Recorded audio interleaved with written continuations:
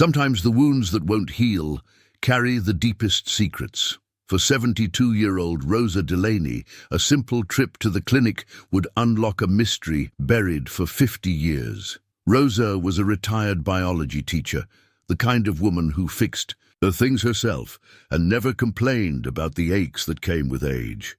When a painful sore appeared on her back, she figured it was just another reminder of getting older. But Nurse Carla found something impossible when she cleaned the wound.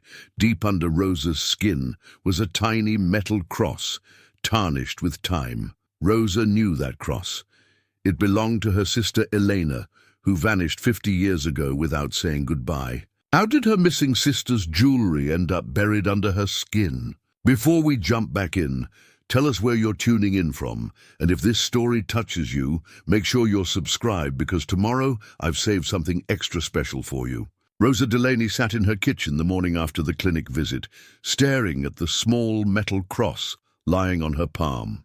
The coffee in her favorite mug had grown cold, forgotten in the whirlwind of emotions that had kept her awake most of the night. The cross was no bigger than her thumbnail. Its surface darkened with age, but she remembered it as clearly as if she'd seen Elena wearing it yesterday. The house around her held 40 years of memories since her husband Thomas had carried her over the threshold as a new bride. Every corner spoke of their life together. His reading glasses still on the side table, her collection of biology journals neatly arranged on built-in shelves. The garden visible through the kitchen window that they'd planted together season after season. Thomas had been gone 3 years now, claimed by a heart that had simply worn out after 75 years of faithful service. Rosa missed him every day, but she'd learned to find comfort in their shared spaces rather than sorrow. She'd chosen this house deliberately when they'd moved to Millbrook 20 years ago for Thomas's retirement. The town was small enough that everyone knew their neighbors, large enough to have decent medical care and a library that stayed open past 5 o'clock. Rosa had taught high school biology for 34 years before retiring, and she'd loved every challenging, exhausting, rewarding day of it. Her students called her Mrs. D, and even now she occasionally ran into former pupils at the grocery store, middle-aged adults who still lit up when they saw her and told her about careers in medicine or research that she'd helped inspire. The cross caught the morning light filtering through her kitchen curtains. Elena had received it for her 13th birthday from their grandmother, a woman Rosa could barely remember except for her gentle hands and the way she smelled like lavender. Soap. Elena had worn it every day, without fail, touching it whenever she was nervous or afraid. Rosa could picture her sister's fingers finding the cross during their father's rages, during the terrible silences that followed, during the long nights, when they'd huddle together in Elena's bedroom and promise each other that someday they'd escape. Elena would have been 66 now if she'd lived. Rosa tried to imagine her sister with silver hair, maybe laugh lines around her eyes, perhaps grandchildren of her own, but the image never quite formed. In Rosa's mind, Elena remained forever 16, dark-haired, serious beyond her years, with eyes that held too much knowledge about the world's cruelties. They'd grown up in the same house where Rosa now kept her garden tools, a rambling place on the outskirts of town that their father had inherited from his own father. The Delaney property sat on 12 acres of land that should have been beautiful, but always felt haunted by the anger that lived within its walls. Their mother had died when Elena was 8 and Rosa was 14. Leaving the girls alone with a man whose grief had curdled into something bitter and destructive. James Delaney drank to forget his wife, then drank to forget everything else, then simply drank because that's what he did. Rosa remembered the sound of his boots on the porch at night, the way Elena would go very still beside her at the dinner table when those boots grew unsteady. Rosa had tried to shield Elena from the worst of it, taking her father's attention. When his mood turned dangerous, but she'd been barely more than a child herself. The cross had been Eleanor's talisman against the darkness of those years. She'd whisper prayers to it, hold it tight when their father's voice rose to a roar, and Rosa had often found her sister asleep, with her small fist wrapped around the chain. It was the one thing Elena owned that belonged entirely to her, that their father couldn't break or take away or use as a weapon in his endless war against the world. Rosa set the cross down carefully on the kitchen table and walked to the window. Her garden was showing signs of autumn, the tomato plants heavy with late fruit, the morning glories climbing the trellis beginning to fade. She'd always found peace in growing things, in nurturing life from seeds and watching it flourish under her care. Perhaps it came from all those years teaching biology, explaining to teenagers how cells divided and organisms adapted and life found ways to continue against impossible odds. The phone rang, startling her from her thoughts. The caller ID showed the clinic's number. "Rosa, it's Carla. I hope I'm not calling too early." Carla Martinez was the kind of nurse who remembered every patient's name and somehow found time to check on people even when her shift had ended hours ago. Rosa had watched her work the previous day with quiet efficiency and genuine warmth, cleaning the wound with gentle hands while maintaining a steady stream of conversation designed to keep Rosa's mind off the discomfort. "Not at all, dear. I was just having my coffee. How are you feeling this morning? Any more pain from the wound?" Rosa touched her back reflexively. The spot where the cross had been embedded felt tender, but strangely better, as if removing the foreign object had allowed her body to begin healing properly for the first time in months. "It's much better, actually. Whatever you did yesterday worked wonders." "I'm glad to hear that. Rosa, I have to ask, did you have any more thoughts about how that cross might have gotten there? I've been thinking about it all night and I can't make sense of it medically." Rosa had been wondering the same thing. The cross had been deep under her skin, embedded in tissue that showed signs of old scarring. It wasn't something that could have worked its way in recently. Whatever had happened, it had happened long ago, and her body had simply grown around the foreign object over time. "I honestly don't know, Carla. I've been trying to remember, but there's nothing. The last time I saw that cross, Elena was wearing it." There was a pause on the other end of the line.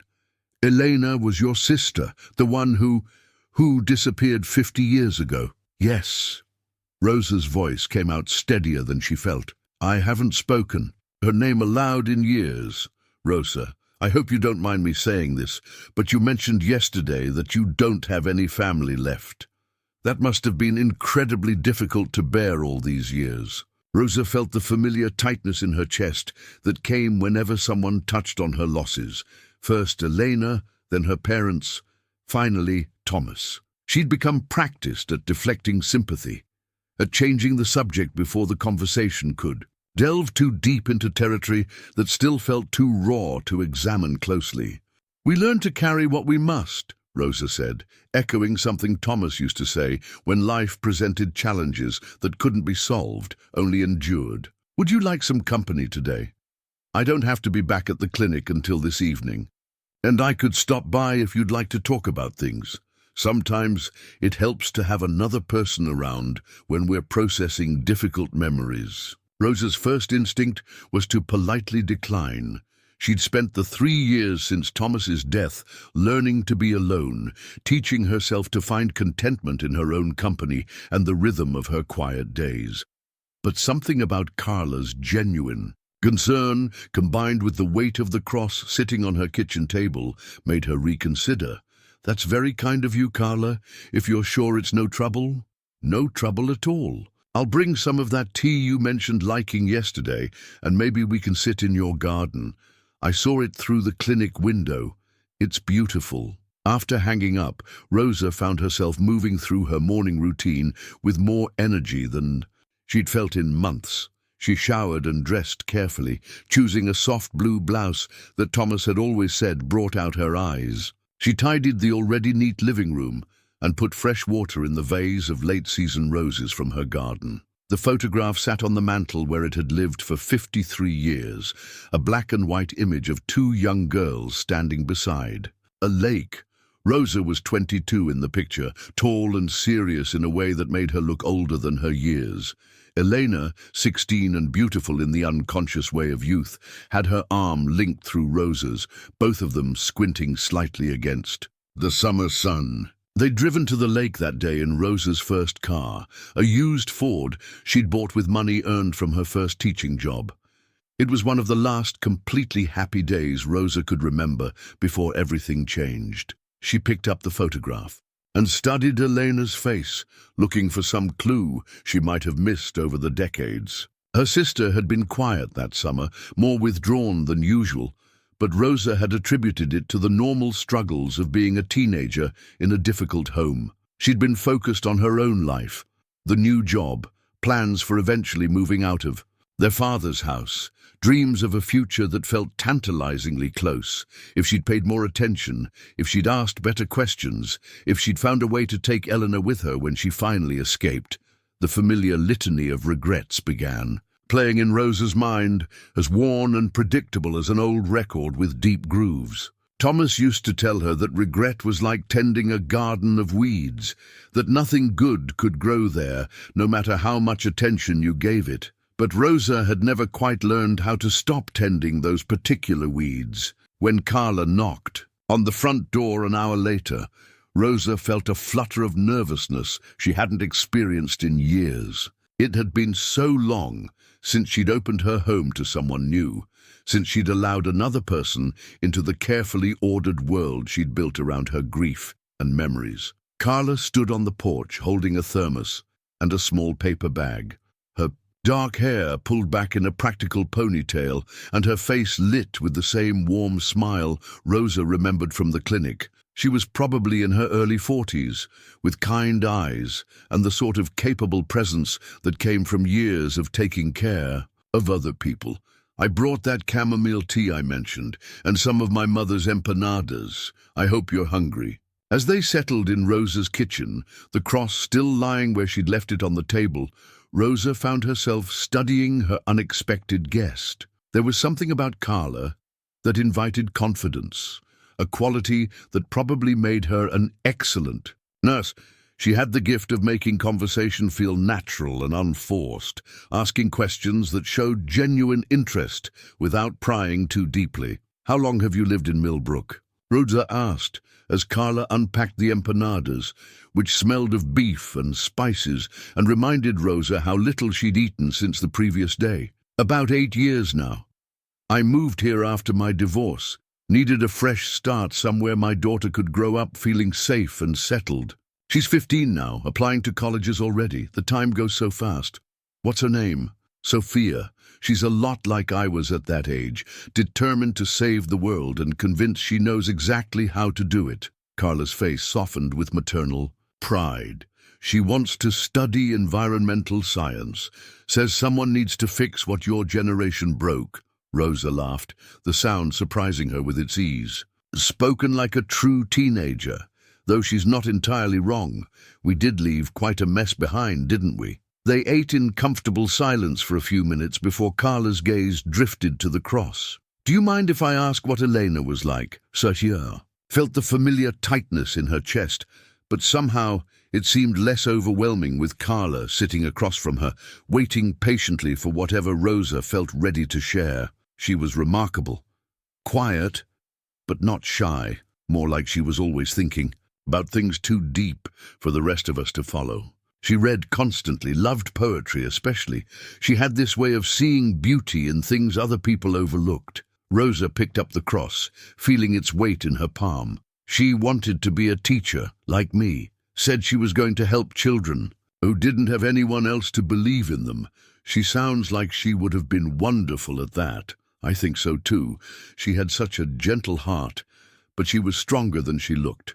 She had to be, growing up in our house. Rosa found herself telling Carla about their childhood, not the worst parts, not yet, but the way Elena would rescue injured birds and nurse them back to health, how she'd once stood up to a group of boys who were tormenting a smaller child, the way she'd helped Rosa study for her teaching certification exams, even though the material was far beyond what a 16-year-old should have understood. "She sounds like someone who would have made a real difference in the world," Carla said gently. "Yes," Rosa agreed, and for the first time in decades, the word didn't feel like a knife twisting in her chest. I think she would have. As the afternoon wore on, Rosa found herself relaxing in ways she'd almost forgotten were possible. Carla's presence seemed to fill spaces in the house that had been empty for too long, her laughter bringing life to rooms that had grown too accustomed to silence. When Carla finally gathered her things to leave, Rosa felt an unexpected reluctance to see her go. "Thank you for today," Rosa said as they stood at the front door. "I didn't realize how much I needed the company. Thank you for sharing your memories of Elena with me. She sounds like she was very special." After Carla left, Rosa sat in her living room as the sun set outside her windows, the cross still clutched in her hand. For the first time in 50 years, Elena felt real to her again, not just a frozen image in a photograph or a source of endless guilt, but a person who had lived and laughed and dreamed of making the world better. The cross seemed to pulse with warmth against her palm, and Rosa could almost hear her sister's voice whispering the words she'd said so many times during those long-ago nights when they'd comforted each other against the darkness. "We're going to be okay, Rosa. Somehow, we're going to be okay, maybe," Rosa thought as she prepared for bed that night. It was time to find out if Elena had been right. Rosa woke the next morning with Elena's name on her lips and the strange sensation that she'd been dreaming of her sister all night. The dreams had been vivid but fragmented.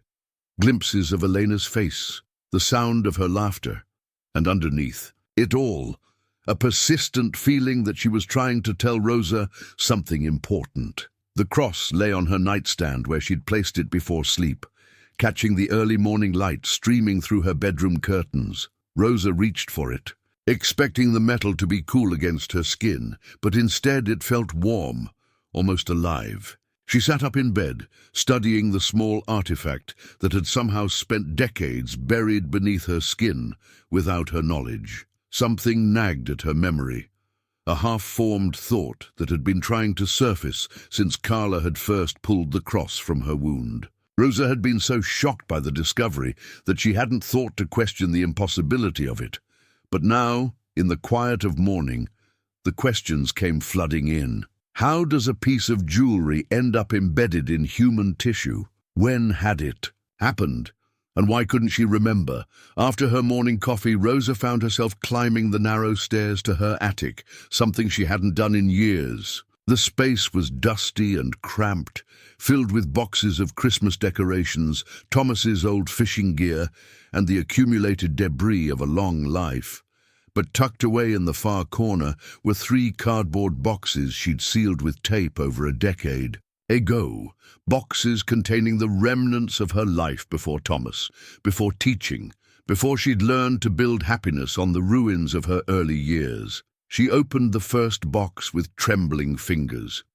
Inside were her teaching certificates, yearbooks from her early years in the classroom, and photographs from her wedding day. The second box held Thomas's love letters from their courtship, her grandmother's recipe cards, and a small collection of books that had belonged to her mother. But it was the third box that made her breath catch in her throat: Elena's belongings. The few things Rosa had managed to save from their father's house before he died and the property had been sold. She'd packed them away after Elena's disappearance and had never been able to bring herself to look through them properly, as if doing so would make her sister's absence final in a way she couldn't bear. Rosa lifted out Elena's old diary. Its cover faded and warped with age. She'd found it hidden under Elena's mattress in the days after her disappearance, when Rosa had searched every inch of their father's house, looking for clues about where her sister might have gone. The diary had been mostly empty. Elena had never been one to document her daily life in writing, but Rosa remembered finding a few entries that had troubled her at the time. With shaking hands, she opened the diary and flipped through the mostly blank pages until she found what she was looking for. Elena's handwriting, careful and precise, dated just 3 months before she disappeared. "I saw something I wasn't supposed to see tonight. Dad thinks I was asleep. but I heard voices in the barn and went to look. There were men there I didn't recognize, and they had someone with them, a girl about my age. She looked scared and she kept crying and asking to go home. Dad was taking money from one of the men. I don't understand what's happening, but I know it's wrong.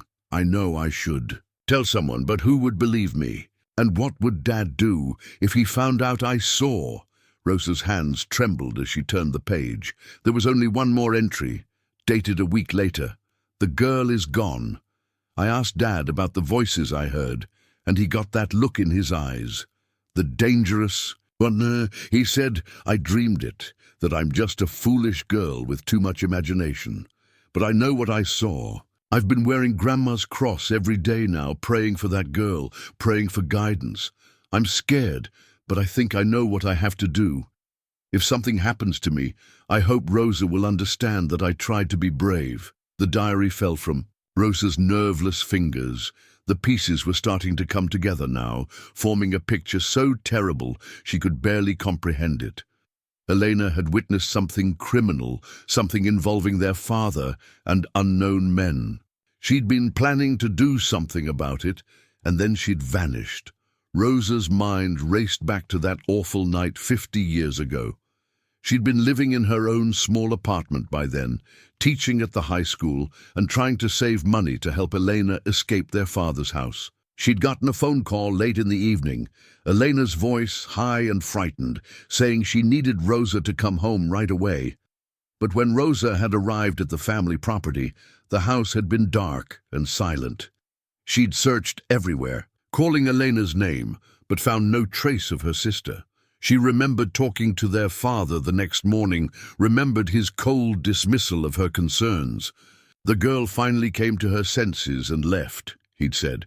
Good riddance, she was nothing but trouble anyway. Rosa had wanted to call the police, but James Delaney had been a respected member of the community, a man who'd served in the war and owned substantial property, who would have believed his teenage daughter was involved in something criminal. Rosa had filed a missing person report anyway, but the sheriff at the time had been James Coleman, a man who'd grown up with her father, and seemed more interested in protecting his friend's reputation than finding a missing girl. The investigation had been perfunctory at best, and within a few weeks, everyone seemed to accept that Elena Delaney had simply run away from home.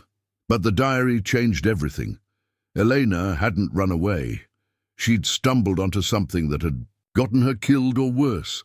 And somehow, in the chaos of that night, Elena's cross had ended up embedded in Rosa's back. Rosa closed her eyes and tried to remember more details from that evening. She'd searched the house, then the barn, then the woods around the property. She remembered feeling increasingly frantic as the hours passed, with no sign of Elena. And then the memory hit her like a physical blow. She'd been walking back toward the house when she'd heard Elena scream.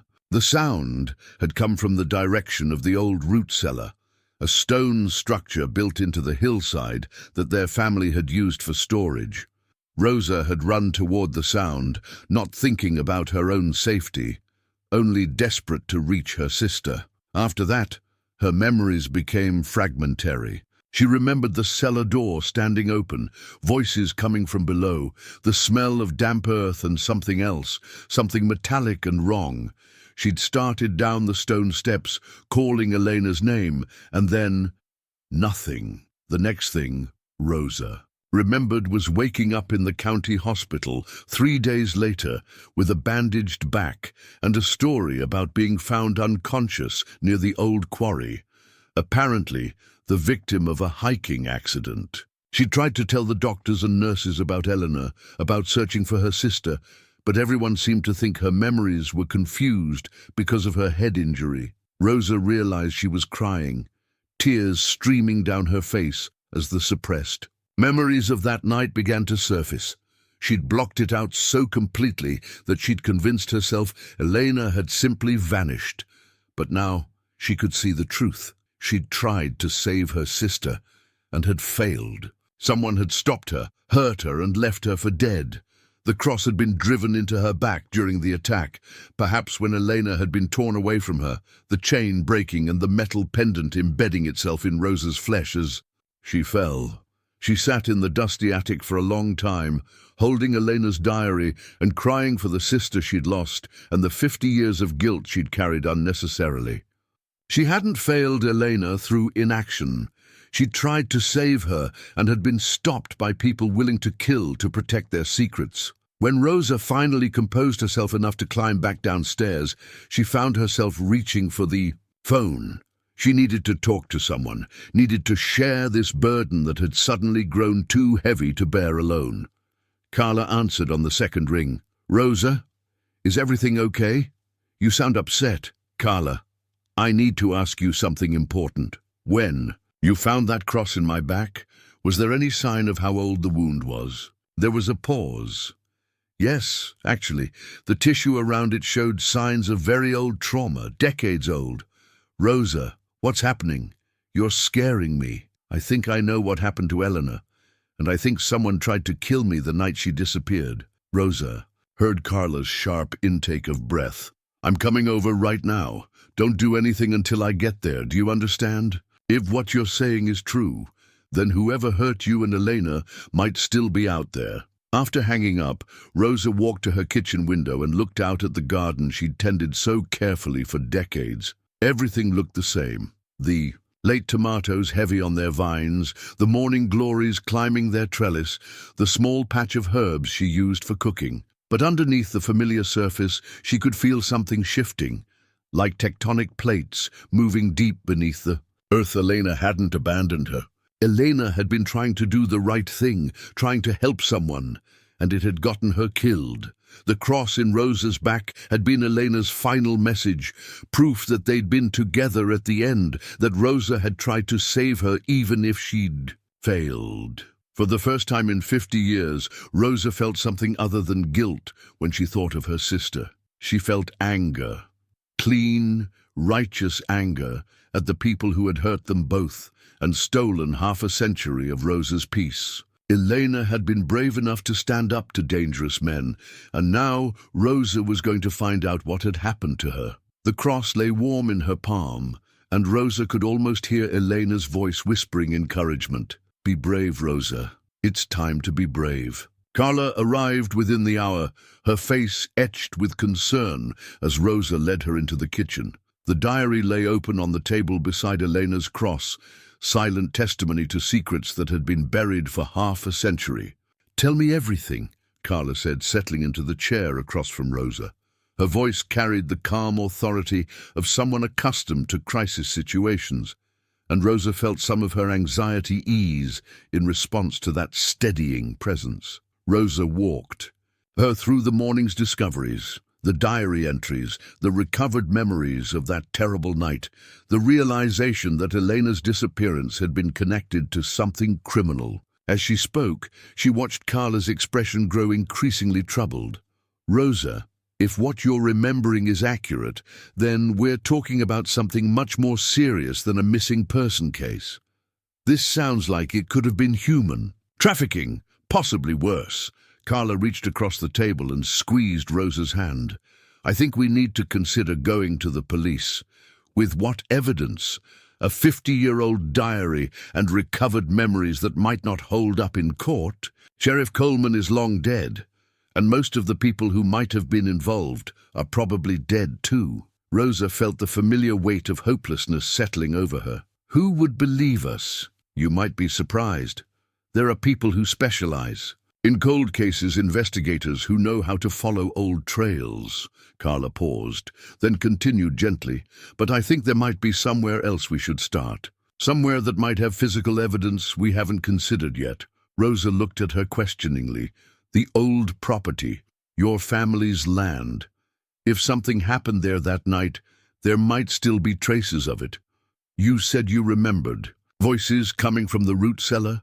The thought of returning to her childhood home made Rosa's stomach clench with anxiety. She'd avoided the property for decades, even after it had been sold following her father's death. The new owners had torn down the old house and built something modern in its place, but the outbuildings, including the root cellar, had been left standing. "I'm not sure I can do that, Carla. Going back there, you don't have to do it alone.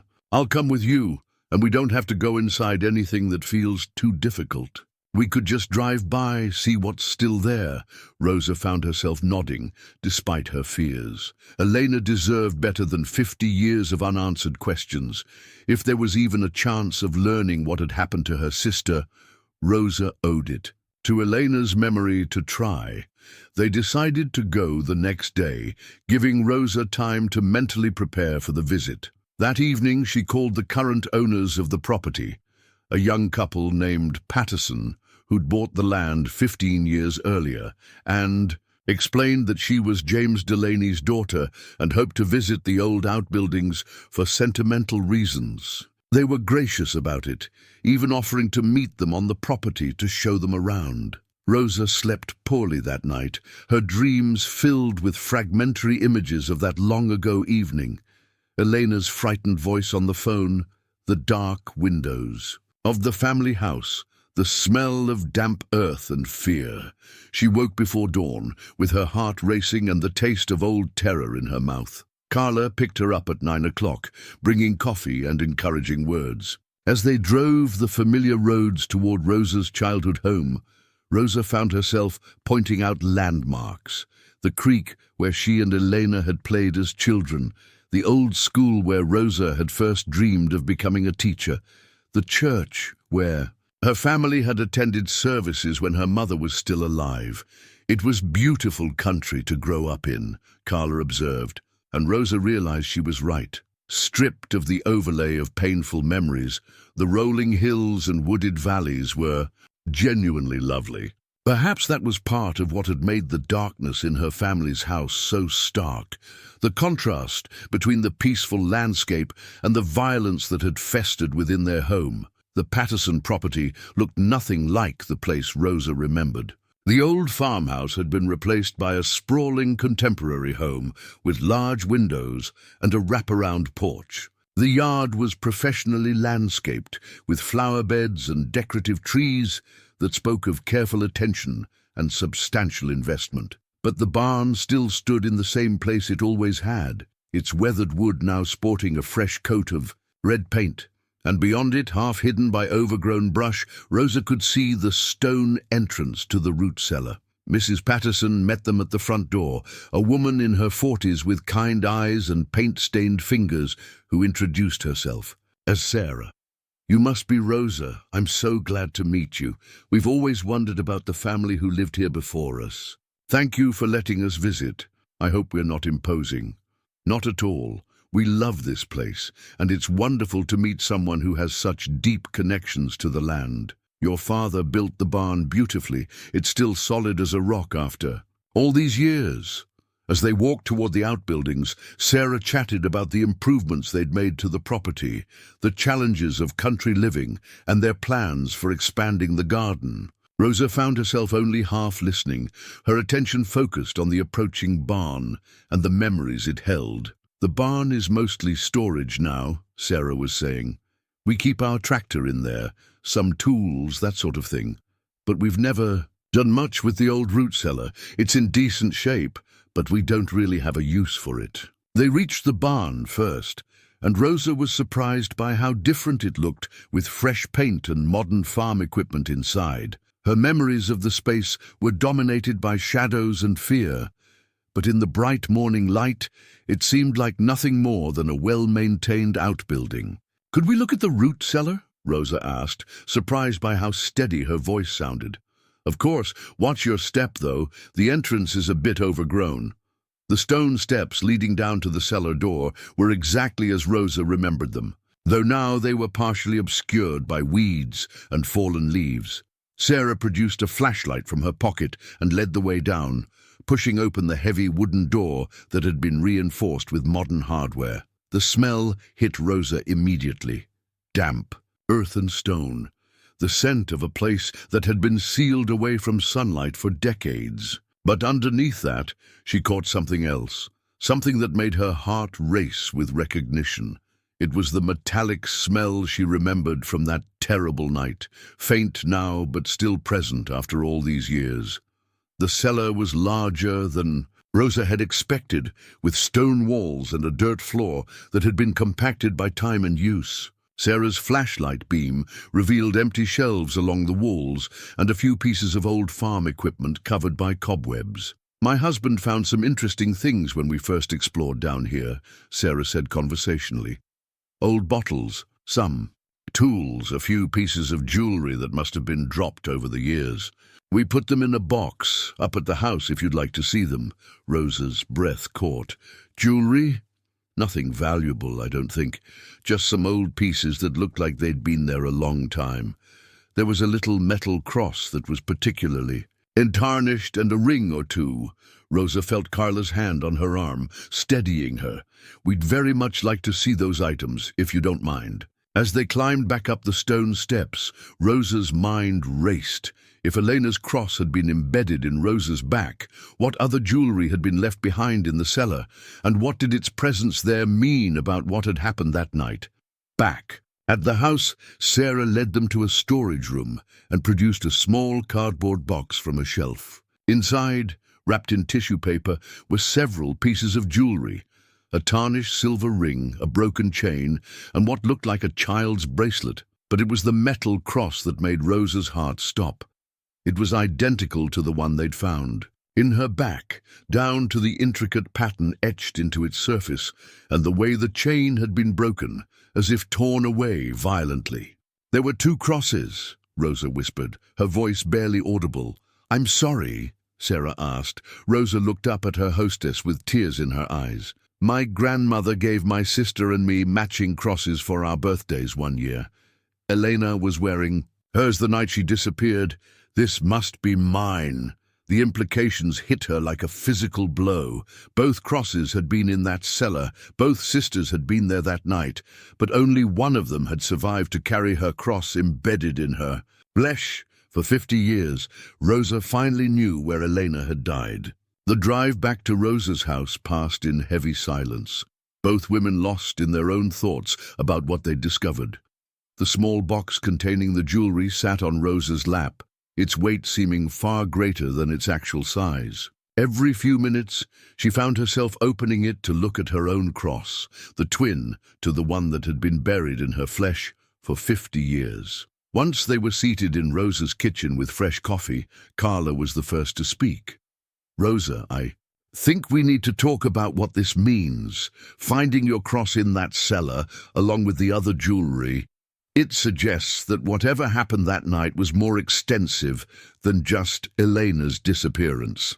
Rosa nodded, her fingers tracing the edge of the jewelry box. "Other girls. Elena wrote about seeing a frightened girl with the men in the barn. If their jewelry ended up in that cellar, then there were multiple victims over time." Carla's voice was grim. "We need to research this properly, Rosa. We need to find out if there were other missing person cases from that time period, other young women who disappeared without proper investigation." The thought made Rosa feel sick, but she knew Carla was right. If her father had been involved in something as terrible as human trafficking, Elena might not have been his only victim. The cross around Rosa's neck suddenly felt heavy with the weight of all those unknown girls who might have suffered the same fate as her sister. "I don't even know where to start with something like that," Rosa admitted. "The police records from that time are probably archived somewhere, but I wouldn't know how to access them. Actually, I might be able to help with that. My ex-husband was a police officer before we divorced. He still has contacts in law enforcement, and he owes me a few favors." Carla paused, seeming to weigh her words carefully. "There's something else we should consider, though. If what we're suspecting is true, then some of the people involved in this might still be alive. Coming forward with this information could be dangerous." Rosa had been trying not to think about that possibility, but she knew Carla was right to bring it up. Human trafficking operations didn't function in isolation. They required networks of people, including those in positions of authority, who could cover up investigations and make inconvenient questions disappear.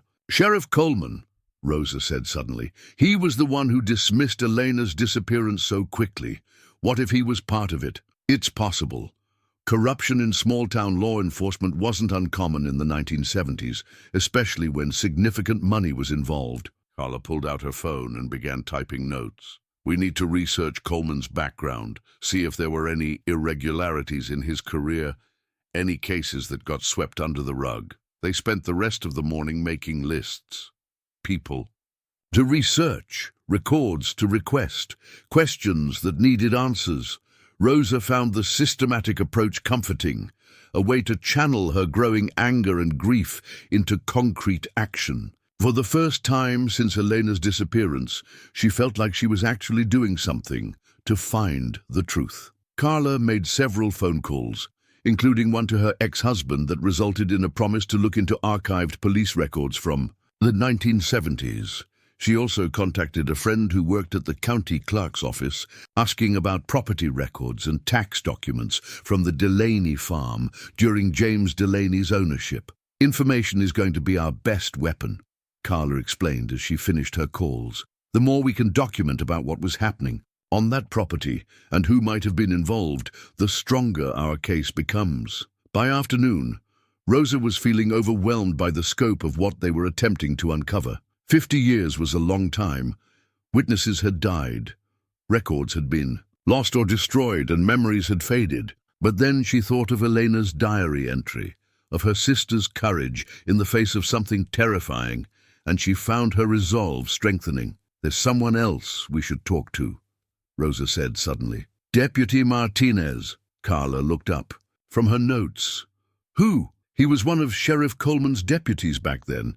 He must be in his 80s now, but I think he might still be alive.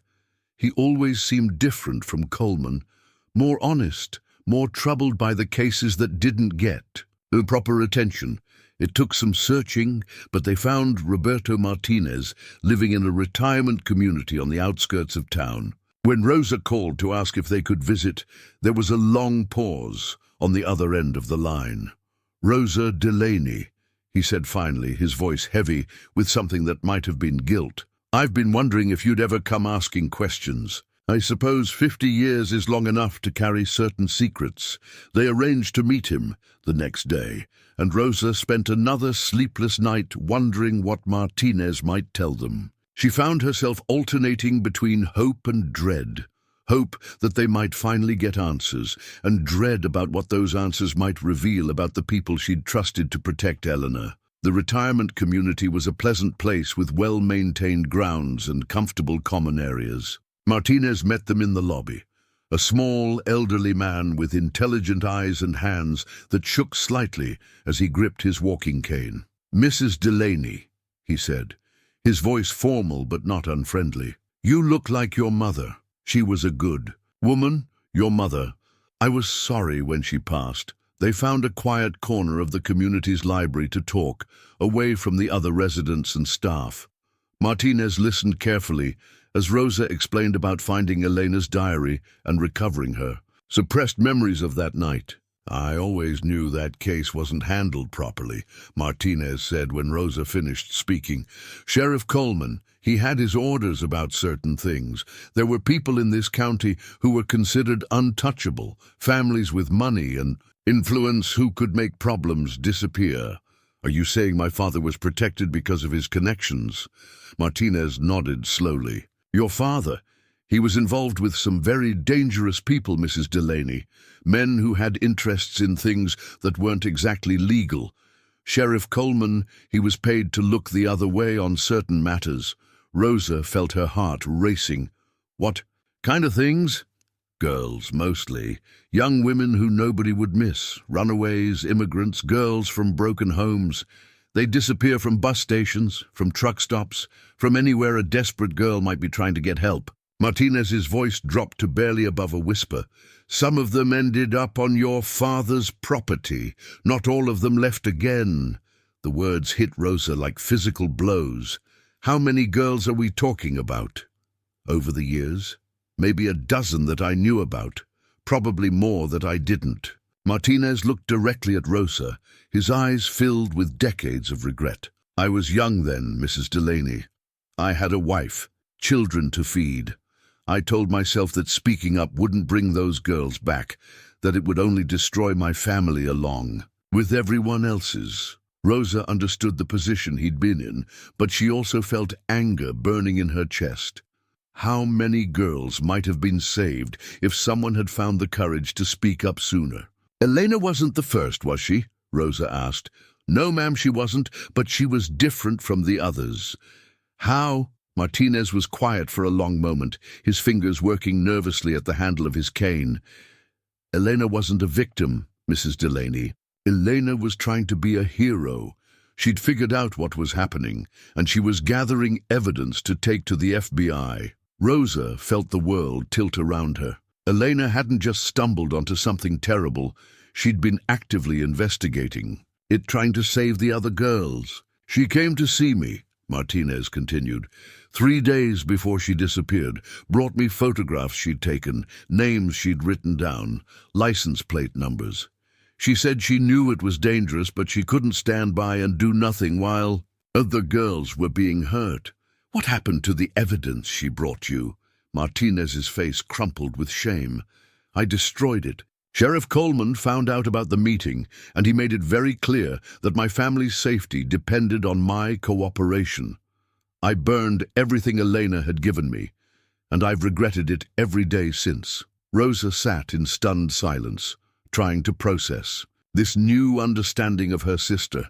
Elena hadn't been a victim of random violence. She'd been a crusader, a young woman willing to risk everything to save strangers.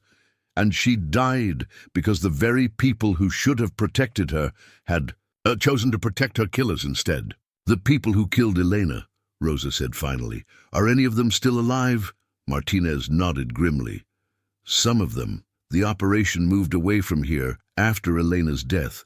Too much heat, even with Coleman's protection. But there are people still living in this county who know exactly what happened that night, and they've spent 50 years making sure the truth stays buried. As they prepared to leave, Martinez reached into his jacket and pulled out a small, tarnished badge. This was Coleman's, he said, pressing it into Rosa's hand. I took it after he died, thinking someday I might find the courage to do what I should have done 50 years ago. Maybe you're the one who's supposed to finish what Elena started. Rosa looked down at the badge in her palm, a symbol of authority corrupted, of justice perverted. But holding it, she felt something she hadn't experienced in decades, the fire of righteous anger and the determination to see it through to the end. Elena had died trying to save other girls. The least Rosa could do was make sure her sister's sacrifice meant something. The drive home from the retirement community was quiet, both women absorbing the weight of Martinez's revelations. Rosa clutched the tarnished sheriff's badge in her hand, feeling its edges bite into her palm as she processed everything they'd learned. Elena hadn't just been in the wrong place at the wrong time. She'd been a young woman with the courage to stand up against something monstrous, and it had cost her everything. We need to find Elena's hiding place, Rosa said suddenly as they pulled into her driveway. Carla looked at her questioningly. What do you mean? Elena was methodical, careful. If she was gathering evidence against a trafficking ring, she wouldn't have just brought copies to Martinez. She would have hidden the originals somewhere safe, somewhere she thought no one would think to look. They spent the rest of the day systematically searching Rosa's house and garden, looking for any place Elena might have considered secure enough to hide evidence. Rosa found herself thinking like her 16-year-old sister, trying to remember Elena's favorite hiding spots and secret places. The old oak tree in the backyard had a hollow where Elena used to leave notes for Rosa when they were children. Rosa climbed a stepladder and reached into the space, but found only rotted leaves and the remains of what might once have been bird nests. Elena's bedroom in their father's house was long gone, demolished with the rest of the structure. But Rosa remembered that her sister had sometimes hidden things in unexpected places, behind loose boards, inside old books, even sewn into the lining of her winter coats. What about the church? Carla suggested as they took a break on Rosa's front porch. You mentioned Elena was religious. Churches were considered sanctuaries, places where people went when they needed safety. Rosa felt a spark of recognition. Elena had spent hours at St. Mary's Catholic Church, especially in the months before her disappearance. She'd claimed it was because she found peace there. But Rosa now wondered if there had been another reason. St. Mary's was a small stone building that had been serving the community for over a century. Father McKenna, the current priest, was a man in his 60s who'd taken over the parish only 10 years earlier, but he was gracious about letting them explore the church and its grounds. "We've done some renovation work over the years," he explained, as he led them through the sanctuary, "but we've tried to preserve the historical character of the building. There are some interesting hiding places that earlier generations created, spaces behind the altar, compartments under loose floorboards where people used to hide valuables during difficult times." Rosa felt her heart rate increase. This sounded exactly like the kind of place Elena would have chosen. They searched methodically, Father McKenna helping them check behind paintings, inside old prayer books, and beneath pews that might have loose boards. Rosa was beginning to lose hope when Carla called out from near the back of the church. "Rosa, look at this!" Carla was kneeling beside one of the rear pews, her fingers tracing what looked like initials carved into the wood. Rosa hurried over and saw what had caught Carla's attention. ED plus God's protection, scratched into the underside of the pew in Eleanor's careful handwriting. Working together, they discovered that one of the floorboards beneath the pew was loose. Father McKenna produced a crowbar from the church's maintenance supplies, and they carefully pried up the old wood. Underneath, wrapped in oiled cloth and preserved by the dry space beneath the church, was a small bundle. Rosa's hands trembled as she unwrapped it, revealing a collection of photographs, handwritten notes, and what appeared to be copies of official documents. Elena's secret evidence. The photographs made Rosa's stomach turn. They showed men she recognized from her childhood, friends of her father's, respected members of the community, in compromising situations with young women who looked terrified and far too young. Some of the pictures appeared to have been taken through windows or from hiding places, suggesting Elena had risked her safety to document these crimes. The handwritten notes were even more damning. Elena had recorded dates, times, license plate numbers, and detailed descriptions of what she'd witnessed. Her writing grew more urgent and frightened as the entries progressed. March 15th, 1974. 3 men brought another girl to the barn tonight. She couldn't have been older than 14. They kept her there for 2 days before taking her away in Mr. Patterson's truck. March 22nd, 1974. Overheard Dad talking on the phone about fresh merchandise and clients from the city. "I think they're selling these girls. I have to do something, but I'm scared. What if they find out I know?" April 3rd, 1974. Followed Patterson's truck to the old Hendricks place on Maple Road. Saw at least 6 girls being kept in the basement. They looked like they'd been there for weeks. I managed to get photos through the basement window, but I think someone saw me. I need to get this information to the FBI soon. Rosa felt tears streaming down her face as she read her sister's words. Elena had been so young, but she'd shown more courage than the trained law enforcement officers who should have been protecting these victims. The documents Elena had collected were copies of official papers, shipping manifests, financial records, even what appeared to be correspondence between Sheriff Coleman and unknown parties, discussing special arrangements and discreet handling of sensitive matters. "She had everything," Carla whispered, looking through the evidence. "Names, dates, locations, photographs. This would have been enough to bring down the entire operation. But she never got the chance to turn it over to the authorities," Rosa said, her voice heavy with grief and anger. Father McKenna, who had been watching their discovery with growing concern, spoke quietly. "Ladies, I think you need to understand something. If this evidence has been hidden here for 50 years and the people involved were never prosecuted, then there's a good chance some of them are still out there." Coming forward with this information could put you both in serious danger. Rosa looked at the priest, then at Carla, then back at the evidence spread before them. Elena had died trying to save those girls, and for 50 years her sacrifice had meant nothing.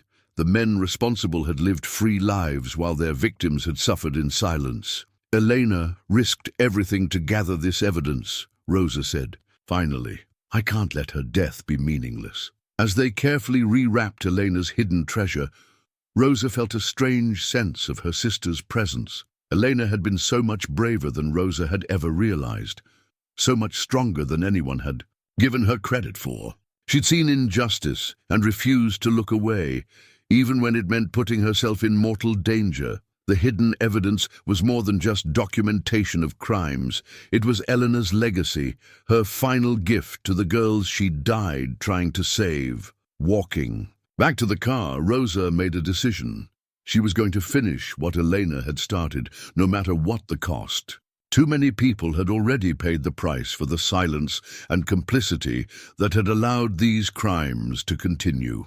The rose appeared on her doorstep the next morning. Rosa almost stepped on it as she retrieved her newspaper, a single red rose, placed carefully against her front door, with no note or explanation.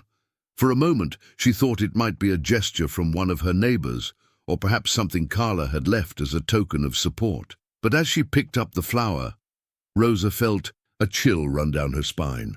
The rose was fresh, with droplets of morning dew still clinging to its petals, but there was something deliberate about its placement that felt less like a gift and more like a message. Elena's favorite flower had always been roses.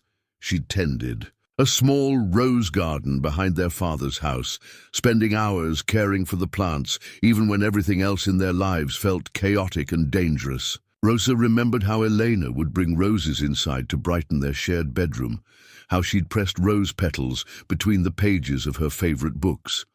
Standing on her front porch with the mysterious rose in her hand, Rosa felt a mixture of hope and fear that threatened to overwhelm her. Was this Elena's way of letting her know she was still out there somewhere? Or was it something more sinister, a warning from people who knew exactly what Rosa and Carla had discovered? The rose was beautiful and perfect, but Rosa couldn't shake the feeling that it was also somehow ominous, a reminder that 50 years might not have been enough time to escape the long reach of the people who had destroyed her family. Rosa stood frozen on her front porch, the rose trembling in her hand as conflicting emotions crashed through her. After 50 years of believing Elena was dead, the appearance of her sister's favorite flower felt like a message from beyond the grave, or possibly from someone very much alive who knew exactly which memories would affect Rosa most deeply. She brought the rose inside and placed it in a crystal vase that had been a wedding gift from Thomas, then called Carla immediately. Her friend arrived within an hour, bringing breakfast pastries and the kind of steady presence that had become Rosa's anchor in the stormy waters of recovered memories and dangerous revelations. "It could be a coincidence," Carla said gently, though her expression suggested she didn't believe it any more than Rosa did. Someone might have dropped it, or a neighbor could have left it as a kind gesture. "Elena used to leave roses like this for me when we were children," Rosa replied, touching the flower's velvet petals. "Whenever she wanted to apologize for something, or when she was trying to tell me she loved me but couldn't find the words. It was our secret language." They spent the morning researching the names and locations mentioned in Elena's hidden evidence, using online resources and old phone directories to trace what had become of the people involved in the trafficking ring. The work was painstaking and often frustrating. Many of the men Elena had documented were dead, their crimes seemingly buried with them, but not all of them. "Look at this," Carla said, pointing to her laptop screen. "Franklin Patterson, he's the one Elena mentioned having the truck. He's still alive, Rosa. He's 87 years old and living in a nursing home about an hour from here." Rosa felt her pulse quicken. Patterson had been one of her father's closest associates, a man who'd often visited their property for what James Delaney had always called business meetings. Elena's notes indicated he'd been directly involved in transporting victims to and from various locations. There's more, Carla continued, scrolling through search results. According to this obituary from 2019, Patterson had a son named Dale who took over the family trucking business. The company is still operating, still based in the same location Elena wrote about. The implications were staggering.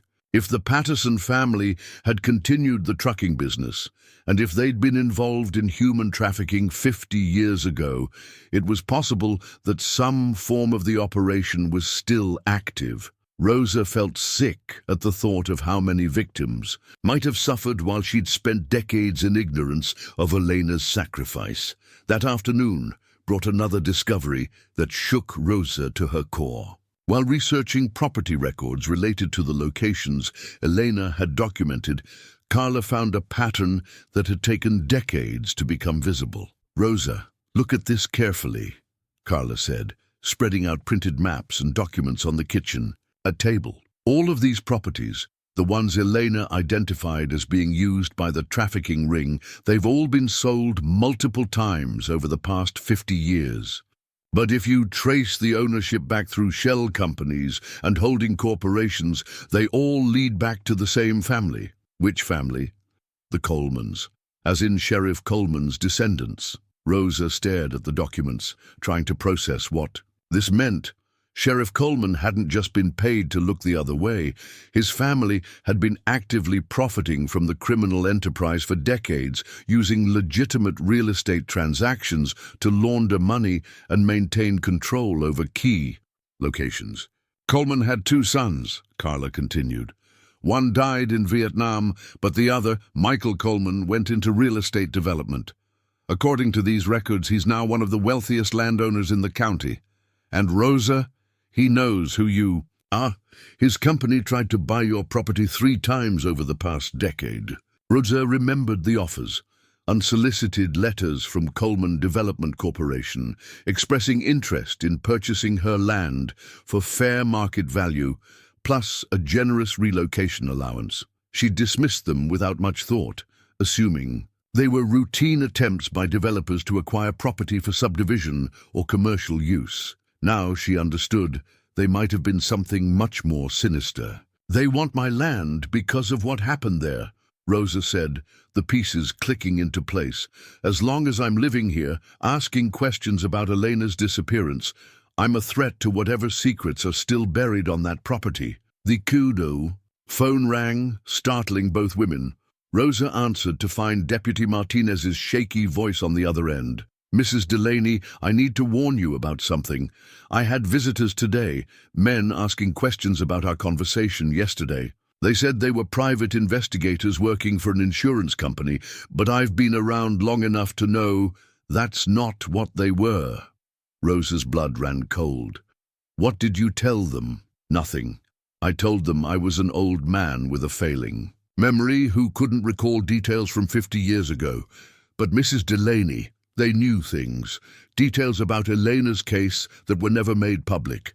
Someone very powerful is keeping track of who's asking questions about what happened back then." After hanging up, Rosa and Carla sat in tense silence. The investigation that had begun as a personal quest for answers about Elena's fate was now clearly putting them both in danger. But Rosa found that instead of feeling intimidated, she was angry. Angrier than she'd been in years. "They killed Elena because she threatened their profits," she said, her voice steady despite the fury building inside her. "And now they think they can intimidate me into silence the same way they intimidated Martinez and everyone else who might have spoken up 50 years ago. Rosa, maybe we should consider turning everything over to the FBI and letting professional investigators handle it from here," Carla suggested gently. "We found Elena's evidence. We know what happened to her. Maybe that's enough." "No," Rosa replied, surprising herself with the firmness in her voice. "Elena died because the people who were supposed to protect her chose to protect her killers. Instead, I won't let the same thing happen again. If these people are still operating, still hurting innocent victims, then Elena's evidence needs to see the light of day." That evening, As Rosa prepared for bed, she found herself thinking about courage. Elena's courage in standing up to dangerous men, Martinez's lack of courage in destroying evidence that might have saved other victims, and her own courage now, that she finally understood what her sister had died trying to accomplish. The preserved rose sat on her nightstand, its fragrance filling the room with memories of summer gardens and a sister who had been braver than anyone knew. Rosa couldn't shake the feeling that Elena was trying to communicate something important, but she wasn't sure if the message was one of warning or encouragement. As she drifted off to sleep, Rosa made a mental promise to the 16-year-old girl, who had died trying to save strangers.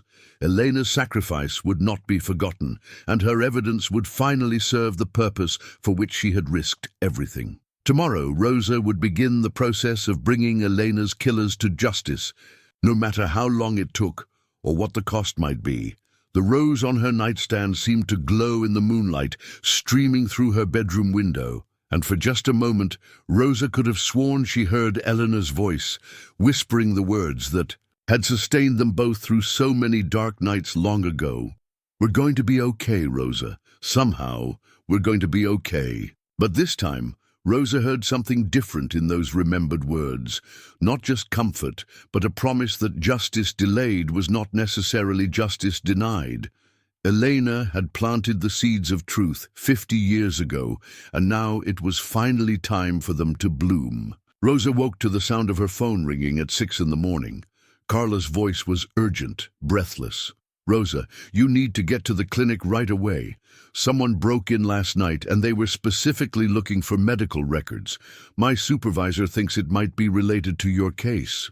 Rosa dressed quickly, her mind racing as she drove through the quiet streets of Millbrook. The clinic was surrounded by police cars, their red and blue lights casting an eerie glow in the early morning light. She found Carla standing near the reception desk, talking to a police officer who looked barely old enough to drink. They knew exactly what they were looking for, Carla explained as Rosa approached. They ignored the drug cabinet, the cash box, even expensive medical equipment. They went straight for the filing cabinets and pulled only the records from the past week, including yours. Rosa felt a chill run down her spine. Someone had been watching them closely enough to know exactly when she'd been treated at the clinic, and what records might exist of the cross found in her back. This wasn't random. It was a deliberate attempt to eliminate evidence. "There's something else," Carla said, lowering her voice. "Dr. Chen called me an hour ago. Someone tried to break into her house last night too, but her security system scared them off. Rosa, I think we need to consider that we're dealing with people who are still very much in the business of making problems disappear." Dr. Sarah Chen. The name nagged at Rosa's memory, and suddenly she understood why. Dr. Chen hadn't just been the emergency room physician who had treated Rosa 50 years ago.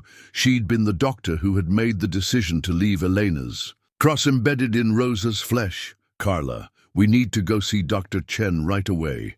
I think she knows more about what happened that night than she told us." They found Dr. Chen at her modest home on the outskirts of town.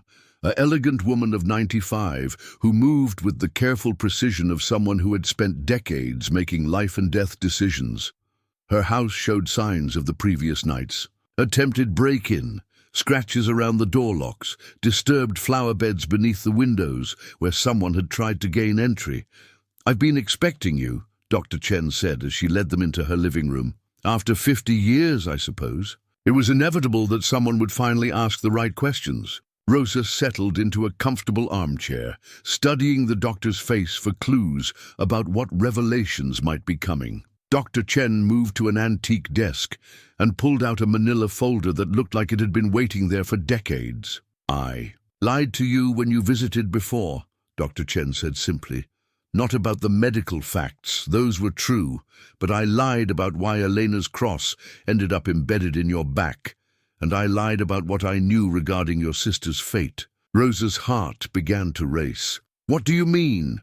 Dr. Chen opened the folder, revealing what appeared to be medical records and handwritten notes. "The night you were brought to the hospital, you weren't alone. Elena was with you, and she was alive. The words hit Rosa like a physical blow. That's impossible. Elena disappeared. Elena didn't disappear, Mrs. Delaney. Elena was rescued. Dr. Chen's words seemed to echo in the sudden silence of the room. Rosa felt as though the ground was shifting beneath her feet, as though everything she'd believed for 50 years was crumbling away. I don't understand, Rosa whispered. There was a network, Dr. Chen explained, her voice steady despite the weight of what she was revealing. A group of people who worked to help victims of trafficking escape their captors. We had doctors, social workers, even a few law enforcement officers who weren't corrupted by the system. When Elena contacted the FBI about what she'd discovered, she wasn't just filing a report, she was asking for help. Carla leaned forward. You're saying the FBI was already investigating the trafficking ring? They'd been building a case for months, but they needed someone on the inside who could provide concrete evidence. Elena volunteered to continue gathering information, even though she knew how dangerous it was. Dr. Chen's eyes filled with tears. She was so young, but she understood that she was the only person positioned to help those other girls. Rosa tried to process this information. Elena hadn't been a victim stumbling into danger. She'd been working with federal agents as an informant. What happened that night? Why was I injured? Elena's cover was blown. Someone in the trafficking ring realized she'd been documenting their activities and feeding information to the FBI. They decided to eliminate both of you to prevent any evidence from surfacing. Dr. Chen pulled out a photograph from the folder, a hospital Polaroid showing Rosa unconscious in a hospital bed. You were found near the root cellar with severe head trauma and multiple stab wounds. Elena was found in the cellar itself, barely alive. Rosa's voice was barely a whisper. Elena had been stabbed 17 times, Mrs. Delaney. By all medical logic, she should have died at the scene. But she was conscious when the FBI agents reached her, and her first words were about you. She wanted to make sure you were safe. Rosa felt the room spinning around her. Elena had been alive. After 50 years of guilt and grief, she was learning that her sister had survived the attack that had haunted Rosa's nightmares. Where is she now? Rosa asked, though part of her already suspected the answer. Dr. Chen smiled, and for the first time since Rosa had met her, the elderly physician looked genuinely happy. Elena recovered from her physical injuries, but it took months. The FBI relocated her with a new identity for her own protection. The trafficking ring had connections throughout local law enforcement, and they'd already demonstrated their willingness to kill to protect their operation. She's been alive all these years. She's been alive, Mrs. Delaney. She got married, had children, built a career helping other victims of trafficking escape and rebuild their lives. She spent 50 years wondering if you could ever forgive her for letting you believe she was dead. Rosa began to cry, deep, wrenching sobs that seemed to come from 50 years of accumulated grief, suddenly transforming into something else entirely. Elena was alive. Her sister, her brave, beautiful sister, who had risked everything to save strangers, was alive. The cross, Rosa managed to say through her tears. How did it end up embedded in my back? Elena asked me to do it, Dr. Chen replied, gently. During her recovery, she was desperate to maintain some connection to you, but the FBI had made it clear that any contact could endanger both of your lives. She gave me her cross and asked me to embed it in your surgical wound. She said it would be like leaving part of herself with you, a way of staying connected even when she couldn't be present. Rosa thought of all the years she'd lived with Elena's cross buried in her flesh without knowing it was there. All the times she'd felt inexplicably close to her sister's memory. Elena had been with her all along, in the most literal way possible. She's been watching you, Dr. Chen continued, from a distance, always careful to maintain her cover, but she's known about your marriage, your teaching career, your husband's death. She's been so proud of the life you built, and so sorry that her choices meant you had to build it while grieving a sister who wasn't actually dead. Why now? Carla asked. Why is the cross emerging after all these years? Dr. Chen consulted. Her medical records. Elena developed a serious illness 2 years ago, cancer. She survived, but the experience made her realize she couldn't continue living a lie indefinitely. She began taking small steps to reconnect with you, testing whether it might be safe to reveal the truth. Rosa understood suddenly. The rose on my doorstep. Among other things, yes. Elena has been leaving you small signs, hoping you might begin to suspect she was still alive. When you found the cross and began investigating Elena's disappearance, she realized it was finally time to reveal the truth. Rosa looked at Dr. Chen through her tears. "Where is she? Can I see her?" The elderly doctor smiled and pulled out a piece of paper from the folder. "She's been staying at a hotel in the next town, waiting for me to determine whether it was safe to arrange a meeting. Mrs. Delaney, your sister, has been hoping for 50 years that someday she could come home." Rosa stared at the address written on the paper, her heart pounding with a mixture of joy, anger, relief, and anticipation. Elena was alive. After half a century of grief and guilt, she was going to see her sister again, but even as happiness flooded through her, Rosa couldn't shake the feeling that this revelation raised as many questions as it answered. If Elena was alive and had been in contact with Dr. Chen, why had someone tried to break into the doctor's house? Why steal Rosa's medical records? And why, after 50 years of successful hiding, was Elena's cover suddenly at risk? The cross in Rosa's back had finally served its purpose. It had brought the sisters back together. But Rosa suspected that Elena's emergence from hiding might also signal the beginning of a new and dangerous chapter in their story. Rosa sat in Carla's car outside the Millbrook Motor Inn, staring at the piece of paper in her trembling hand. Room 247. Elena was behind one of those doors, waiting for a reunion that was 50 years in the making. The address seemed both impossibly simple and monumentally significant, just numbers on paper that represented the end of 5 decades of grief. "Are you ready for this?" Carla asked gently, her hand resting supportively on Rosa's shoulder. Rosa wasn't sure she'd ever be ready for something this enormous, but she knew she couldn't wait another moment. "I've been ready for 50 years, she said, though her voice shook with the weight of accumulated emotion. "I just didn't know what I was getting ready for." Dr. Chen had called ahead to let Elena know they were coming, but she'd warned that Elena was as nervous about the reunion as Rosa was. "She's carried tremendous guilt about letting you grieve for someone who wasn't dead," Dr. Chen had explained. "She's terrified that you'll hate her for the deception, even though it was never really her choice to make." As they climbed the external stairs to the second floor of the modest motel, Rosa found herself trying to imagine what Elena looked like now. In her mind, her sister remained perpetually 16.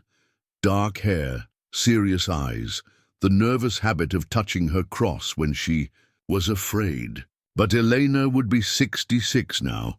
A woman who had lived an entire lifetime in the shadow of secrets Rosa was only beginning to understand. Room 247 was at the end of the hallway, its door identical to all the others, except for the weight of significance it carried. Rosa raised her hand to knock, then hesitated, overcome by a sudden wave of anxiety. What if Elena had changed so much that Rosa couldn't see her sister in the woman she'd become? What if 50 years had created a gulf too wide to bridge? What if... The door opened before Rosa could knock. The woman standing in the doorway was recognizably Elena, though she was also transformed by the years in ways that took Rosa's breath away. Her dark hair had turned silver and was cut in a practical style that framed a face lined with experience but still beautiful. She was smaller than Rosa remembered, more fragile-looking, but her eyes were unmistakably the same, intelligent, compassionate, and currently brimming with tears. "Rosa," Elena whispered, and the sound of her name in her sister's voice broke something loose in Rosa's chest that had been tightly held for 5 decades. They stood looking at each other for a long moment, each drinking in the reality of the other's presence. Then Elena stepped forward and wrapped her arms around Rosa, and suddenly they were both sobbing, deep, wrenching cries that seemed to carry all the grief and joy and relief and anger of the years they'd been apart. "I'm so sorry," Elena kept repeating through her tears. "I'm so sorry, Rosa. I never wanted you to suffer like that. I never wanted you to think I was dead." Rosa held her sister tighter, feeling the solid reality of Elena's presence, breathing, in a scent that was different now, but still somehow fundamentally Elena. "You're alive," Rosa whispered. "You're really alive." When they finally separated, Elena gestured them into the motel room, which was simply furnished but had been made homey with personal touches, photographs, a small vase of roses, books scattered on the bedside table. Rosa saw immediately that one of the photographs was the same image she kept on her mantle. The two sisters standing by the lake in what had been one of their last happy moments together. "I've carried that picture with me everywhere," Elena said, noticing Rosa's attention. "It was the only thing I was allowed to take when the FBI relocated me. For 50 years, it's been my reminder of the life I had to leave behind." They sat across from each other in the room's small sitting area, and Rosa studied her sister's face, looking for the girl she remembered in the woman Elena had become. "Tell me everything," Rosa said. "I need to understand what happened. Why you couldn't contact me, how you've lived all these years." Elena's story unfolded slowly, interrupted frequently by tears from both women. She explained how the FBI had approached her after she'd made her initial contact, how they'd trained her to gather evidence while maintaining her cover as an ordinary teenager. The night of the attack, Elena had been meeting with her FBI contact to turn over the latest batch of evidence when someone in the trafficking ring had discovered her true purpose. "They tried to kill both of us that night," Elena said, her voice steady despite the pain in her eyes. "You came looking for me when I didn't come home, and you walked right into the middle of it. I saw them hit you with a piece of rebar, saw you fall, and I thought they'd killed you. That's when I started fighting back, but there were too many of them." Rosa remembered fragments now, the sounds of struggle, Elena screaming her name, the metallic taste of blood in her mouth before everything went dark. The FBI agents arrived just in time to save us both, but barely. "You were unconscious for 3 days, and I was in surgery for 18 hours. The doctors weren't sure either of us would survive." Elena wiped tears from her cheeks. "When we both started to recover, the FBI made the decision to relocate me immediately. They said the trafficking ring had connections throughout local law enforcement, and that as long as I stayed in the area, both of our lives would be in constant danger. But you could have contacted me later when things were safer," Rosa said. Struggling to understand why the separation had lasted so long, Elena shook her head. "Things were never safer, Rosa. The people we were fighting weren't just local criminals. They were part of a network that stretched across multiple states, with connections in law enforcement, politics, even federal agencies. My FBI handler told me that maintaining my cover identity was the only way to protect both of us." She pulled out a manila folder from her bag and showed Rosa a collection of documents: birth certificates, social security cards, driver's licenses, all bearing Elena's face but different names. "I've been Sarah Martinez for the past 50 years, Elena said. "I got married, had 2 children, worked as a counselor specializing in helping trafficking victims. I tried to turn my experience into something that could help other people escape the kind of life those men had planned for me." Rosa felt a complex mixture of pride and grief as she learned about Elena's life. Her sister had not only survived, but had thrived, building a meaningful career and a loving family from the ashes of trauma. But Rosa also felt the weight of all.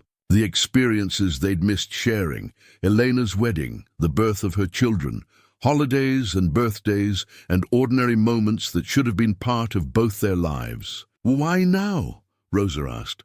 "After 50 years, why are you finally ready to come forward?" Elena's expression grew troubled.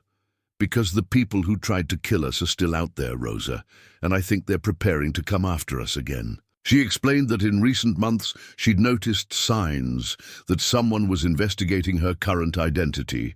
Strange phone calls with no one on the other end, cars that seemed to follow her home from work, inquiries about her background that came from sources she couldn't identify. When Dr. Chen called to tell me you'd found the cross and were asking questions about my disappearance, I realized that they might be monitoring both of us. Your investigation probably triggered some kind of alert in their system. Rosa felt a chill as she understood the implications. The break-ins at the clinic and Dr. Chen's house, they weren't random. No, they weren't. Someone is trying to eliminate evidence of our connection, which means they're preparing to eliminate us. Elena's voice was steady, but Rosa could see the fear in her eyes. I couldn't let them hurt you again without warning you, even if it meant exposing my identity. Carla, who had been listening quietly to Elena's story, finally spoke up. Elena, do you have any idea who specifically might be behind this? After 50 years, why would they suddenly see you as a threat again? Elena hesitated, then pulled another document from her folder. Because Michael Coleman is running for Congress, and he can't afford to have his family's history exposed during a campaign. The name hit Rosa like a physical blow. Michael Coleman, Sheriff Coleman's son, the real estate developer who had repeatedly tried to buy her property. Elena's emergence from hiding hadn't been triggered by random circumstances. It had been forced by the political ambitions of the son of the man who had helped cover up his sister's attempted murder. Coleman knows that if anyone ever connects his family to the trafficking ring, his political career would be over, Elena continued. But more than that, reopening the case could lead to investigations into current trafficking operations that might still be using some of the same networks his father helped establish. Rosa understood now why the stakes were so high. This wasn't just about historical crimes. It was about ongoing operations that generated millions of dollars in illegal profits and involved people in positions of significant power. We need to go to the FBI, Carla said firmly. Elena, you must still have contacts in federal law enforcement who could protect you both. Elena shook her head sadly. My original FBI handler died 10 years ago. The new generation of agents doesn't know about the old network, and I don't have any way to prove my identity or my history with the Bureau. After 50 years of being Sarah Martinez, Elena Delaney is legally dead. I have no official existence. As the three women sat in the small motel room, Rosa felt the weight of an impossible decision settling on her shoulders. Elena had sacrificed 50 years of her life to protect them both, but now her cover was blown, and the danger had returned. They could try to run. Elena could disappear again, establish yet another identity somewhere far from Millbrook. Or they could make a stand using Elena's knowledge and Rosa's determination to finally bring their sister's attackers to justice. The address on the paper Dr. Chen had given her represented more than Elena's location. It represented a crossroads, where Rosa would have to choose between safety and justice, between protecting her sister and honoring the memory of all the victims who had never had the chance Elena had been given. Looking at Elena's face, older now, but still carrying the same courage that had motivated a 16-year-old girl to stand. Up against dangerous men, Rosa knew what her sister would choose. Elena had spent 50 years helping other victims escape. Now it was time to make sure there would be no more victims to save. They decided to meet at the clinic where it had all begun. Neutral ground that held significance for Rosa and Carla, but wouldn't feel threatening to Elena after 50 years of careful hiding. Dr. Chen had offered to be present as well, serving as both witness and medical support if the emotional weight of the confrontation became overwhelming. Rosa spent the morning preparing herself mentally for what she knew would be one of the most important conversations of her life. She and Elena had talked for hours the previous day, filling in decades of missing pieces, but there were still questions that needed answers. More importantly, there were decisions that needed to be made about how to move forward. Elena arrived at the clinic first, accompanied by a woman Rosa didn't recognize. A professional-looking person in her 40s with kind eyes and an air of competent authority. "Rosa, I'd like you to meet Janet Morrison," Elena said as they gathered in the clinic's small conference room. "She's been my supervisor at the crisis counseling center where I work. She's also the only person who has known my real identity for the past 20 years. Janet shook Rosa's hand warmly. "Elena has told me so much about you over the years. I'm honored to finally meet the sister she's never stopped loving."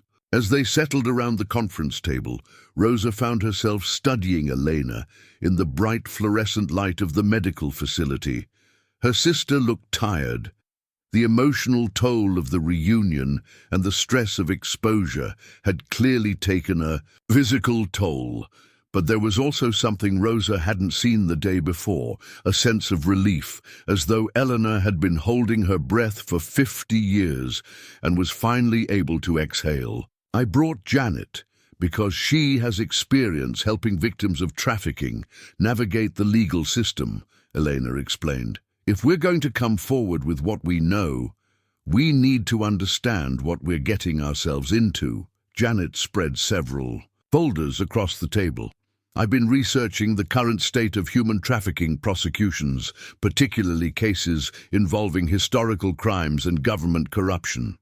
The good news is that federal statutes of limitations don't apply to some of the crimes you've described. The bad news is that prosecuting 50-year-old cases is extremely difficult, especially when key witnesses are dead and evidence has been compromised." Rosa felt a familiar weight settling in her chest. After everything they'd discovered, after Elena's incredible sacrifice and 50 years of hidden truth, was it possible that justice would remain elusive? "However," Janet continued, "there's something else to consider. Elena's evidence from 1974, combined with what you've discovered about current property ownership and financial networks, suggests that this wasn't just a historical crime. Some of these operations may still be active." Elena nodded gravely. "That's what I've been afraid of. In my work with trafficking victims over the past 2 decades, I've seen cases that had similarities to what we experienced. Young women disappearing from the same geographical area, the same patterns of official indifference, even some of the same family names connected to property transfers and transportation logistics." Rosa felt anger burning in her chest. Elena's bravery 50 years ago hadn't ended the trafficking. It had only forced the operation to become more careful, more sophisticated. "There's something else," Elena said, her voice dropping to almost a whisper. She reached into her purse and pulled out a small jewelry box. "I kept this all these years, hoping someday I could return it to you."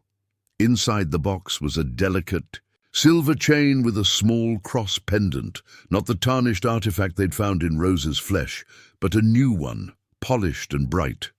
Elena lifted it carefully and showed Rosa the inscription on the back.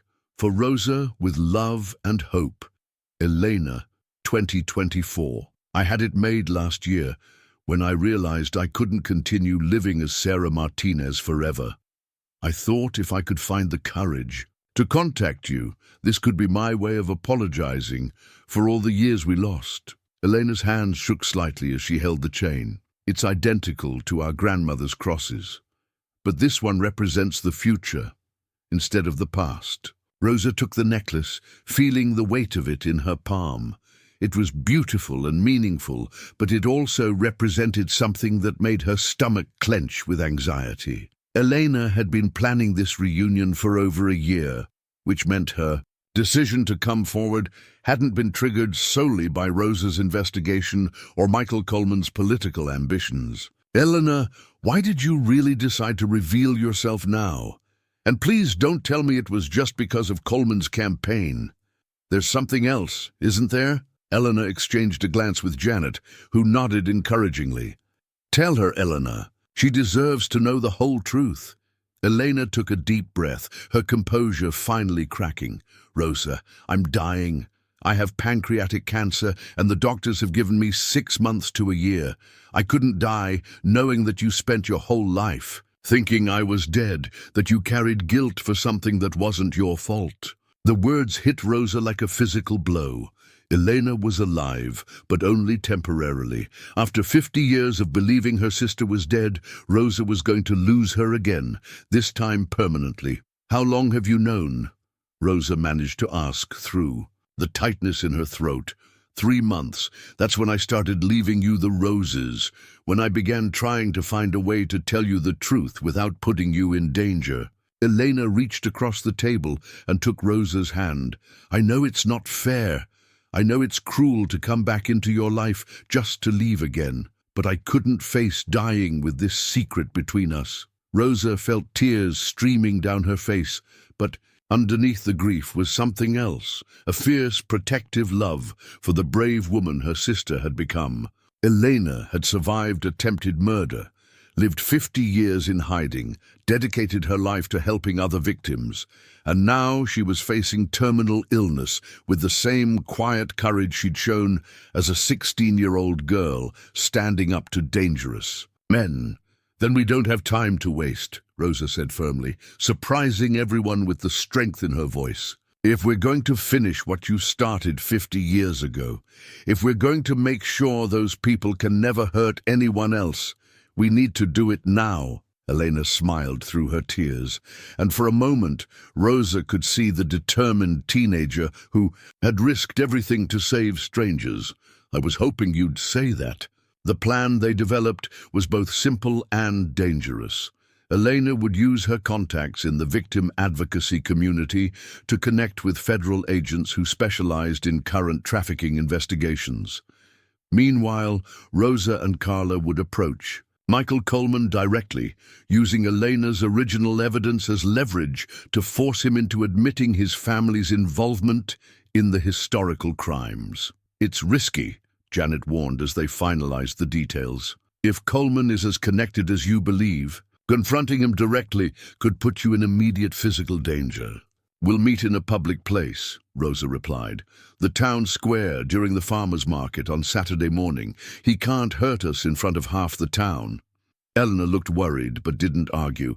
Time was their enemy now, not just because of her illness, but because Coleman's people were clearly closing in on both sisters. Every day they delayed was another day for evidence to be destroyed and witnesses to be silenced. They spent Friday evening at Rosa's house, the 3 women, Rosa, Elena and Carla, sitting around the kitchen table that had become the center of their investigation. Elena had brought photo albums from her life as Sarah Martinez, sharing pictures of her wedding, her children's births, graduations and grandchildren Rosa had never known existed. "This is Michael," Elena said, pointing to a photograph of a serious-looking boy in his 20s. "He's a teacher now, just like you were. And this is Lisa. She's a nurse, actually. She works with pediatric cancer patients." Rosa studied the faces of her niece and nephew, people who carried her blood, but had grown up believing their mother was an orphan with no living relatives. The thought of having family she'd never met filled her with both joy and sorrow. "Do they know about me?" Rosa asked. "They know their mother had a sister who died young. I told them you were killed in an accident when we were teenagers." Elena's voice was heavy with regret. "I hated lying to them, but I didn't know how to explain that their mother was living under a false identity to escape people who had tried to murder her." As the evening progressed, Elena pulled out one more item from her bag, a small stone, smooth and polished, that fit perfectly in the palm of her hand. "I want to show you something tomorrow, before we meet with Coleman," Elena said. "There's a place I need you to see." Saturday morning dawned clear and bright, the kind of autumn day that made Millbrook look like a postcard. Elena directed Rosa and Carla to a small cemetery on the outskirts of town, one Rosa had never visited despite living in the area for decades. They walked among the weathered headstones until Elena stopped at an unmarked grave, nothing more than a small depression in the earth, covered by wild grass and fallen leaves. "This is where they buried our father," Elena said quietly. Rosa stared at the unmarked spot, feeling a complex mixture of emotions. James Delaney had been a violent, dangerous man who had traumatized both his daughters and enabled the suffering of countless other victims, but he had also been their father, the only parent they'd had after their mother's death. "I came here once, about 10 years ago," Elena continued. "I thought I would feel angry or vindicated or something. But mostly I just felt sad. Sad for the man he might have been if he hadn't chosen to hurt people. Sad for all the damage he caused. Sad for the girls who died because of his greed." Elena knelt beside the grave and placed the smooth stone at what would have been the headstone's location. "I bought this at a gift shop in Colorado, where I lived for the first few years after the relocation. I kept thinking someday I would come back and put it here, as a marker for the father we should have had instead of the one we got." Rosa knelt beside her sister, and together they placed their hands on the small memorial stone. For a few moments they sat in silence. Finally, able to grieve properly for a childhood that had been stolen from them both. "I forgive him," Elena said finally, "not because he deserves it, but because carrying hate for 50 years is too exhausting. I forgive him. And I forgive myself for not being able to save those other girls sooner." Rosa felt tears rolling down her cheeks, but they felt different than the tears she'd been crying all week. These felt like release, like the final letting go of guilt she'd carried for half a century. "Elena, I need you to know something," Rosa said. "I'm proud of you. I'm proud of the woman you became, proud of the lives you saved, proud of the courage you've shown every day for 50 years. Our father tried to destroy you, but instead you became everything good that he wasn't." They stood together, two elderly women who had survived trauma that should have broken them, who had found ways to build meaningful lives from the wreckage of their childhood. The memorial stone sat at the foot of their father's grave, not a monument to his memory, but a marker of their victory over the darkness he had tried to instill in them. In an hour, they would confront Michael Coleman and demand justice for crimes committed 50 years ago. But first, they had needed this moment of peace, this final reconciliation with the ghosts that had haunted them both for so long. Elena was dying, and Rosa would have to face another loss, but they would face it together, as sisters who had finally found their way back to each other. The stone remained at the grave as they walked away, a small monument to forgiveness and the possibility of healing, even after decades of pain. 6 months later, Rosa stood in her kitchen, looking out at the garden she and Elena had planted together in the weeks following their confrontation with Michael Coleman. The spring flowers were beginning to bloom, daffodils and tulips that Elena had insisted on planting despite her weakening condition, saying she wanted to leave something beautiful behind that would return every year. Elena had died peacefully in Rosa's guest bedroom on a quiet Tuesday morning in February, surrounded by her sister, her children, and Carla. Her last words had been about the roses they'd planned for the summer garden, making Rosa promise to tend them carefully so they would bloom in time for the grandchildren's first visit to Millbrook. The confrontation with Coleman had been everything they'd hoped for and more. Faced with Elena's evidence and the threat of federal investigation, he'd broken down completely in the middle of the farmer's market, confessing to decades of covering up his family's crimes and implicating several other prominent families in ongoing trafficking operations. The FBI had arrested 8 people that day, including Coleman himself and 2 current county officials who had been facilitating modern versions of the same crimes Elena had died trying to expose. Rosa walked to her kitchen table, where a new family photograph sat in a place of honor. It showed Rosa, Elena, Elena's grown children Michael and Lisa, and 3 grandchildren ranging in age from 8 to 15. They'd taken it at Thanksgiving, when Elena's family had come to Millbrook for the first time to meet the aunt they'd never known existed, The resemblance between Eleanor's daughter Lisa and Elena herself had been so striking that Rosa had cried when she first saw her. But more than physical features, Lisa had inherited Elena's compassion and determination to help others, qualities that had made her an exceptional pediatric nurse and now motivated her decision to return to school for a degree in social work. "I want to continue Mom's work," Lisa had explained during that first visit. She spent 50 years helping people escape from terrible situations. "I want to spend the next 50 years making sure those situations don't happen in the first place."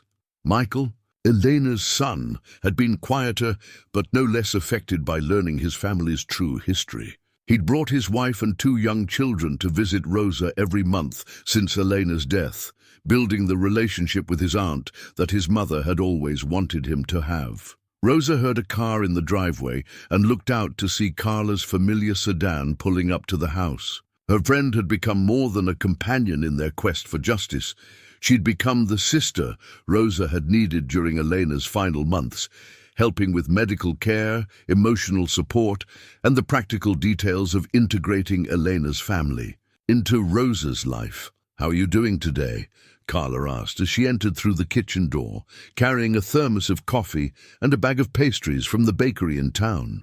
"Better," Rosa replied honestly. The grief was still there, would always be there, but it had transformed into something more manageable, sadness mixed with gratitude for the time they'd had together, rather than the crushing guilt and regret that had defined her emotional landscape for 50 years.